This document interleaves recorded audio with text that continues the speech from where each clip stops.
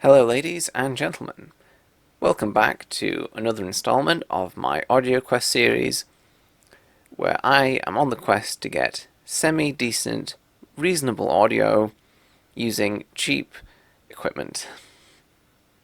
Now, call me a cheapskate, well, yeah, that's it, call me a cheapskate, I am. Now, I want to apologize to you for the glacial rate of video uploads. I am very busy in my day job and it's very draining, so the book reviews have been a bit of an easier upload for me. Nevertheless, I want to thank you all for persevering, and I want to thank you for your kind and helpful comments. In my previous videos, you saw me generate a frequency sweep in MATLAB. However, this is not the only way to do it. You can use Audacity natively. So if I go to my version of Audacity, which is called Tenacity, if we go to Generate, Chirp, you can see we have various waveform types, but really sine is the only one that I would find useful. We have the start and end frequency, which is self-explanatory. 20 Hz is a bit low. And we have the amplitude. Keep in mind this is in linear units, so if you want 0 dB, you need to set the amplitude to 1.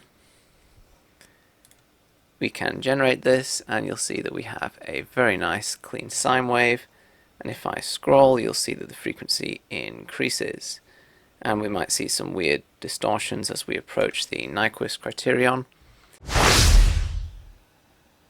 Underneath episode 1, I got a very helpful comment from Soldrip, and the short and long of this is that the sweep stops at 16 kHz. So this is Aaron Shannon's video that I used, 20 Hz to 20 kHz, and someone has pointed out here that indeed it does seem to stop at 16. Now his software is generating high frequencies clearly, but if you actually pull this audio and then do a spectral analysis, you can see that there's some input filtering here, then it's pretty faithful, and then after about 15.7 it really drops off, and it is like a brick wall filter. It's brutal, there's nothing there. Now I'm sure Aaron is being faithful, but when you upload a video to YouTube, YouTube can decide what they want to do to the audio and video. I know that certain very dark videos done by horror let's players, for example, they will be filtered to the point that the dark areas of the game where you can just see shadows or just see little flickers have been turned into all black pixels, and you just have nothing left. So it's important to remember YouTube is not a file sharing website, and if you want data that you can rely on, you need to generate it yourself with some kind of program like Audacity or MATLAB.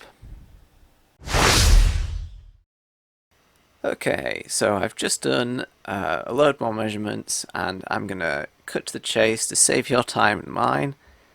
This is the cleanest gain figure I've got, and it's reading about 15 dBs of gain quite consistently. Is this a perfect measurement setup? No. Is this data beautiful and noise-free? No. However, are we going to improve things and get 3 dB extra? No, we're not. That's just not going to happen. So I feel confident enough in these data to conclude that in my particular setup, with this microphone, this audio interface, these phantom supplies, that we are not getting the promised gain. Now, that doesn't mean that you won't get that, just in this setup we can't. And I don't have a massive box of spare audio equipment just to keep trying different parts and comparing it to other known good items.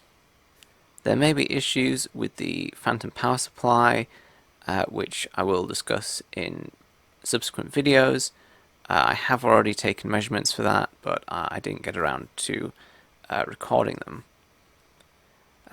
I did do some less successful ones, and there really is a noise issue. So you can see that you can imagine if we were to average out this data, we would get something like this. It would clean up very nicely. I could keep going and do a lot of averages, but I'm really not interested in that.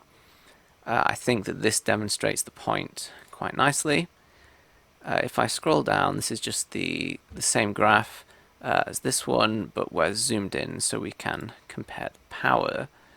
Now, particularly on rounds 5 and 6, this first part of the sweep has a notably low power, and this part here as well is very low compared to round 7, where we have a little bit more, and down here we have quite a bit more. On round 4 we have something down there, but generally it's more noisy, and I think there's some other issue with this measurement. I think if you were to average this, the power might be worse in round 4, but it's quite hard to tell.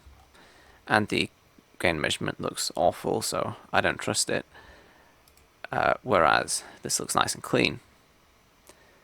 Now, I do suspect that the Phantom power supply cannot power both the microphone and the device, so I tried using the Euphoria interface to power the FEThead and using an external Phantom device to power my microphone, and I got results like this. The noise was notably worse, but still this is pretty consistent.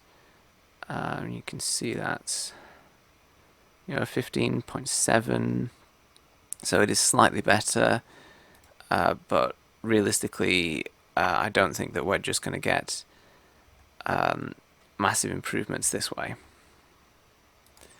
Now, I do have other measurements to do with the Phantom supply that I'd like to share with you, but I'm going to save those for a future video. Thank you all very much for watching, and goodbye.